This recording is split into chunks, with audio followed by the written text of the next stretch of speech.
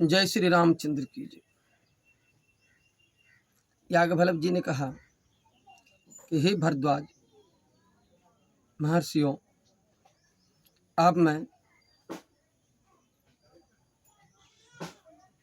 ऋषि महर्षियों का वर्णन करूंगा।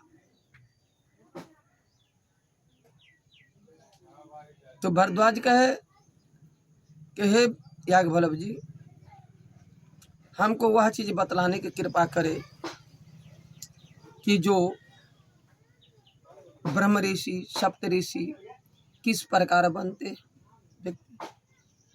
कहते इन सभी को, याज्ञवल्क्य कहते यह सब को कथा को मैं वर्णन करूंगा, ध्यान पूर्वक तुम सुनो। कहते ब्रह्म ऋषि का जो वर्णन मैं करूंगा वह ध्यान दे करके सुनो।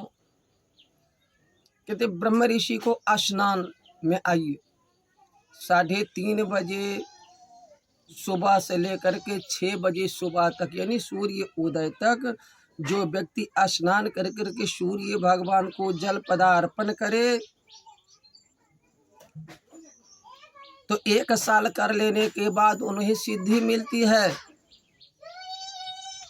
हे भरद्वाज, उन्हें 1 साल कर लेने के बाद सिद्धि मिलती है और 3 साल कर लेने के बाद महासिद्धि मिलती है, महासिद्ध हो जाते हैं। और भार वह संरक्षण पुत्रों को भार छोड़ करके अथवा पत्नी के सहित वह जो है ब्रह्म ऋषि का कर्तव्य पालन करे।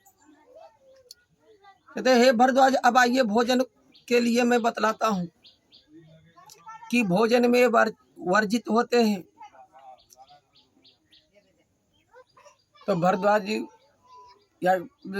जी महाराज कहते हैं या ब्रह्म भोजन के विषय में मैं बतलाऊंगा, उसे ध्यान दे करके सुनो। हे भरद्वाज मुनि, याज्ञवल्क्य जी कहे कि भोजन जो है जैसे उसमें शाकाहारी सात्विक भोजन चाहिए, शाकाहारी और शाकाहारी में सात्विक भोजन चाहिए, जिसमें प्याज लहसुन बैगन मूली गाजर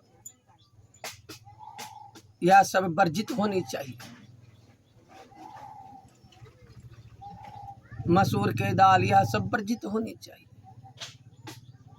उसमें चाहे अब यह सात्विक भोजन में जो हो जाए, टुक्का दूध चावल दाल सब्जी, उसमें तुलसी घी दूध, यह हुए सात्विक भोजन।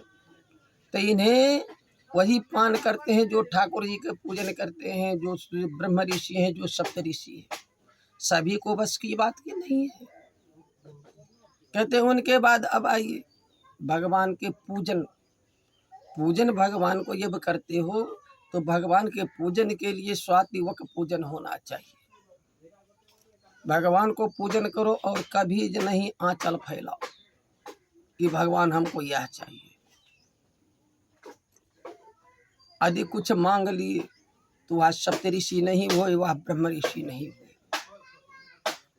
वह जैसे भगवान को शेष के सिया प्रसन्न करने वाली श्री लक्ष्मी नारायण धनुष्यबाण धारण करने वाले कौशल्यानंदन को जो इच्छा हो वह प्रदान करे, जो उनको इच्छा हो वह प्रदान।